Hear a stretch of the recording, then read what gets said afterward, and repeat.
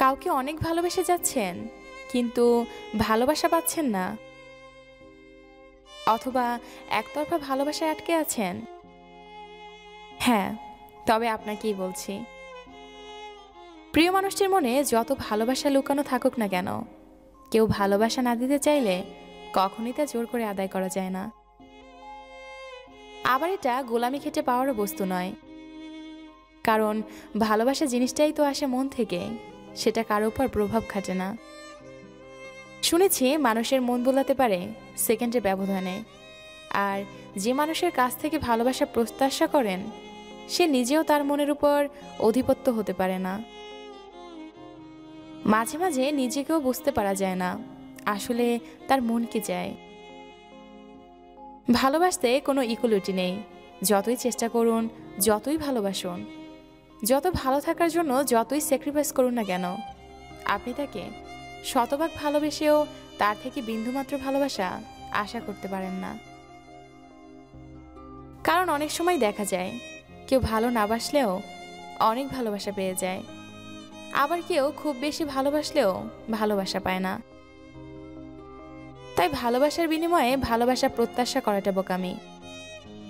আমি জানি ভালোবেসে ভালোবাসা না পাওয়া খুব কষ্টের।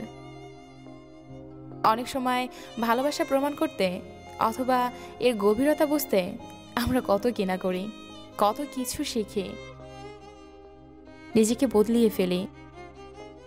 এমন কেউ কেউ আছে আবার নিজের জীবনটাকেও দিয়ে দেয়, কিন্তু জোর করে ভালোবাসা পাওয়া যায় না। হ্যাঁ, পাওয়া যায়, কিছু বেশি হলে একটা জিনিস পাওয়া যায়, সেটা হলো সহানুভূতি। আজ যাকে আপনি সারাক্ষণ ভালোবাসি ভালোবাসি বলে যাচ্ছেন, সে হয়তো সিম্প্যাথি, ভয়, ডর, টাইম পাসে কনফিউশনই রয়ে গেছে।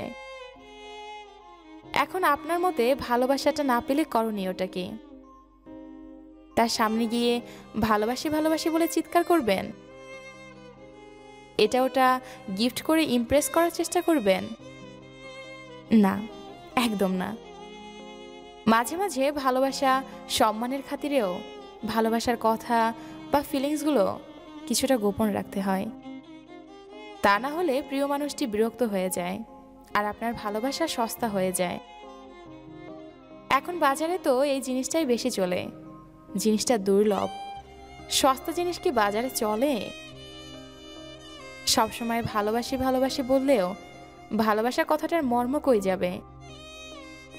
আমি অনেক ভালোবাসি, তুমি ভালোবাসো না কেন?